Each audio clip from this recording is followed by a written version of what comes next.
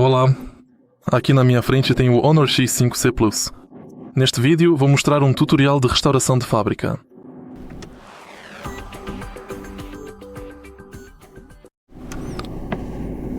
Para restaurar seu smartphone para as configurações de fábrica, primeiro vamos até Configurações. Role para baixo e vá até Sistema e Atualizações. Entre em Redefinir e selecione Redefinir Telefone.